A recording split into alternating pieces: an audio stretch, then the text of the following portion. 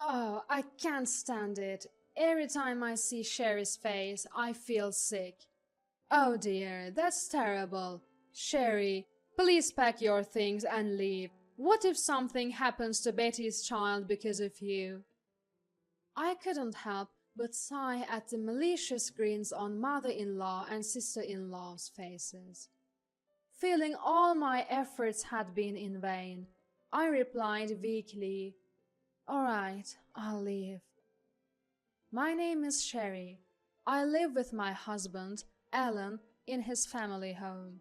His father passed away, and since his mother has mobility issues, I knew we'd been living with her when we decided to get married. Before Alan and I got married, his mother was genuinely kind. She was always calm, smiling, and whenever I helped her, she'd always say, "Thank you." I thought living with such a mother-in-law would be manageable. That was the biggest mistake of my life. Once Alan and I got married and started living together, her true colors began to show. First, she stopped thanking me for anything I did. I wasn't doing chores just to hear her gratitude, so I didn't mind at first. But gradually, instead of thanks, she began to complain. "You're so slow. Alan will be home soon, and you haven't cleaned the bath or finished dinner. What's going on?" "Well, I'm sorry, but Alan just happened to come home early today. I've been doing the chores as usual." "If your husband comes home early, you should work faster. You don't care enough about Alan." "That's not true." "I don't want to hear your excuses. Ah, poor Alan. Why did he marry someone like you?" There was no trace left of the kind woman I had known before our marriage. Still, I tried my best to meet her expectations. I could keep going because of Alan's support. In front of Alan, she pretended to be the ideal mother-in-law and was kind to me. But I talked to Alan about how she behaved when he wasn't around. Alan believed me and said, "I'll talk to Mom," and he did. After being scolded by Alan, she'd behave for a few days. But then she'd go back to her old ways. This cycle continued until one day she received a phone call. It was probably sister-in-law Betty, loudly bad-mouthing me so I could hear. Betty, who's married and currently pregnant with her first child, is just like her mother.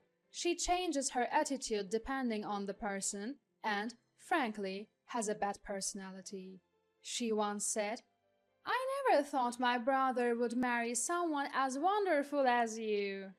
But now, she says, "You're always causing trouble for Mom. You're so useless." Mother-in-law and Betty have a weekly phone call where they bond over criticizing me. I was getting numb to it all, but after hanging up, mother-in-law cheerfully called out to me and dropped a bombshell. Betty is getting a divorce. Her husband was a plain guy. Anyway, so it's for the best. Once she comes back for the birth, she'll stay here. You might not be needed anymore, Sherry. What? Oh, I can't wait. Make sure you prepare a feast for the day Betty comes home. I felt devastated. Until now, it had been mother-in-law versus me. With Betty moving in, it would be mother-in-law and Betty against me. I was already worn down by mother-in-law's constant complaints. The thought of another person adding to that was unbearable. Trying not to let mother-in-law see, I shed silent tears while vacuuming.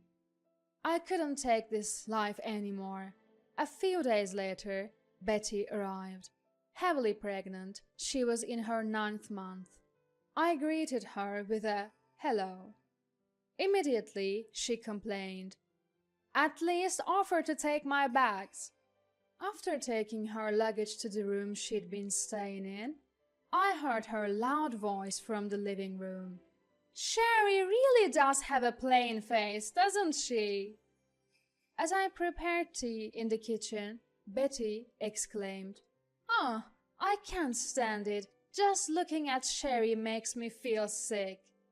Next to her, mother-in-law, laughing with a face just like Betty's, exaggeratedly said, "Oh dear, that's terrible.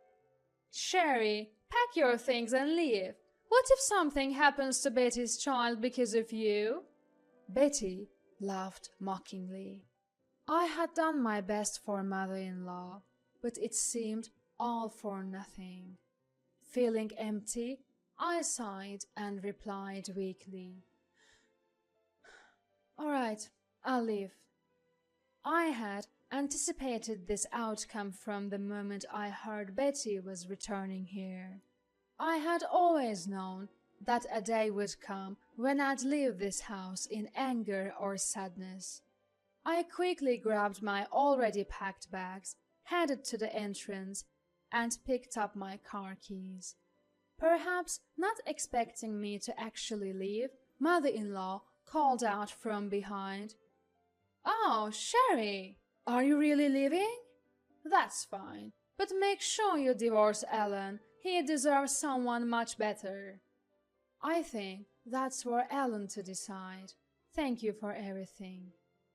I replied calmly and left the house. I called my parents, who warmly told me to come home. They were furious when I told them about mother-in-law and Betty's comments. "You don't need to go back to that house," they assured me, and for the first time in a while, I genuinely smiled. That evening, the doorbell rang. When I opened the door, Alan stood there. "Welcome home, Alan." "Thanks. Living with your parents will be a bit nerve-wracking, huh?" "Don't worry. You'll get used to it quickly. I guarantee it." As I greeted Alan with a smile and invited him in, he first apologized to my parents. I had told them how supportive Alan had always been, so they felt bad about his apology. Instead, they thanked him for trying to protect me and warmly welcomed him, saying, "Feel free to live here as you wish." Why did Alan fit in so well with my parents? It was because when I found out Betty was moving back after her divorce, I had proposed a divorce to Alan. I told him, "I'm already struggling with mother-in-law, and I can't handle Betty on top of that." And I cried, saying, "Even if it means divorcing, I want to leave that house." Alan was shocked, but immediately apologized, saying he hadn't realized how much I was suffering. He didn't want a divorce and had negotiated with my parents that if things got too bad, he'd move in with me at my parents' house. It seems that Alan plans to live in my parents' house for a while and then buy a house somewhere else. I was overjoyed when Alan came to my parents' house. I was happy that he chose me over mother-in-law and Betty. My mother prepared a feast to celebrate our arrival. As we enjoyed our meal and relaxed, my phone rang. It was mother-in-law. When I answered with a simple "hello," I heard her panicked voice. "Sherry, Alan hasn't come home yet. It's already late. Do you know where he is? I've tried calling him, but he's not answering. I'm worried something's happened." "Oh, Alan's right here. It seems he's blocked your number." As I spoke to Alan beside me, I heard mother-in-law's confused voice on the other end. Alan casually said, "Yeah, I've blocked your number." I relayed this to mother-in-law. "What do you mean? Is Alan with you?" "Yes, we're married after all." "Why, send Alan back immediately. Didn't you say you'd divorce him?" "Alan doesn't want a divorce, and neither do I. This is a matter between a husband and wife, not something for mother-in-law to dictate." I responded calmly, and suddenly mother-in-law burst into tears. "Why? Why?" she sobbed. Betty, seemingly unable to watch mother-in-law any longer, took the phone and said, "So you've stolen my brother? You're the worst." "I haven't stolen anyone. Ellen and I are married." "You might have a plain face, but you're so audacious. One day my brother will see the truth, and you'll regret it." Suddenly, the call ended, so I filled Ellen in on the conversation. Both of us, in disbelief, blocked mother-in-law's number. I also got Betty's number from Ellen and blocked it. With ties severed from mother-in-law and Betty, Ellen and I began searching for a new home. After visiting various properties, we found our dream home and decided to move out of my parents' house. We expressed our gratitude to my parents, who had let us stay for several months. They told us, "You can always come back," warming our hearts. One day, after settling into our new home and enjoying peaceful days, I received a call from an unfamiliar number. Considering we had just moved, I thought it might be a service provider and answered. To my surprise, an angry voice shouted, "Finally you pick up?" Confused, I asked, "Who's this?" "You've forgotten your sister-in-law?" I realized it was Betty. "Oh, Betty, how did you get this number?" I was sure I had blocked her number. She apparently changed her number when she got a new phone. I thought I'd have to block this one too when Betty suddenly said, "Come back right now.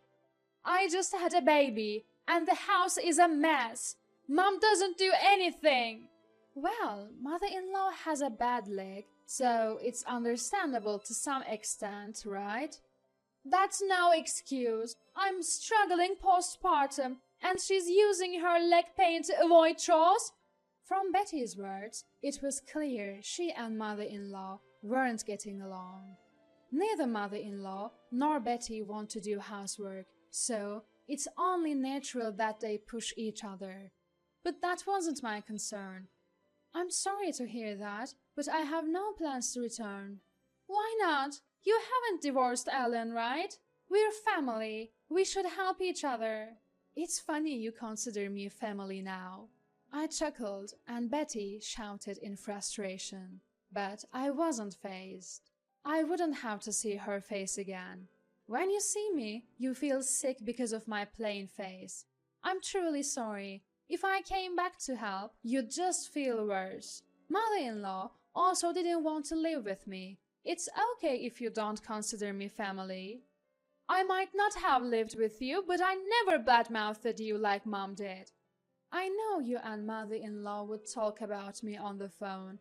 Mother-in-law would purposely put it on speaker so I could hear. I know everything you said about me." I had heard all their phone conversations where they'd gossip about me. Betty seemed to be searching for an excuse. But I told her I wasn't coming back and hung up. I immediately blocked Betty's new number and resumed tidying up. That evening, a tired-looking Ellen came home and said, "Betty called me today. She changed her number." It seems Betty had called Ellen in tears. The relationship between mother-in-law and Betty was at its worst, with constant fights whenever they met. They argued over household chores, even throwing objects at each other. When Ellen, concerned about the newborn, asked about the child, Betty broke down crying. Shockingly, Betty's child had been taken away by her ex-husband. He had pleaded with Betty, saying he desperately wanted to see the child. In response, Betty had retorted, "What do you want seeing the child for? You're just a nuisance."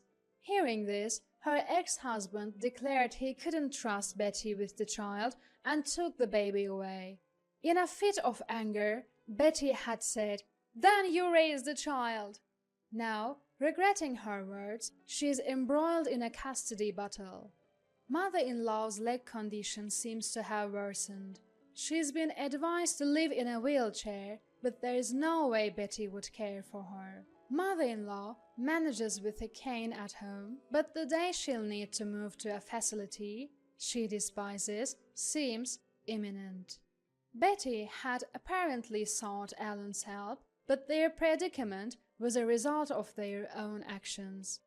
Alan reportedly told her, "If you had treated Sherry right, you wouldn't be in this mess," before hanging up. Of course, he then blocked her number. No matter how unreasonable they are, they're still family to Alan. I worried that Alan might be hurt because of me, but he reassured me with a bright smile, saying, "You are my top priority, so it's okay. Besides, I'll be a father soon, too." Smiling at Alan's words, I gently caressed my still growing belly, replying, "That's right. For the sake of our unborn child, it's best to sever ties with mother-in-law and Betty. That's our decision as future parents. We have no intention of informing mother-in-law and Betty about our child. Alan, myself, and my parents want to shower this child with all the love we can offer."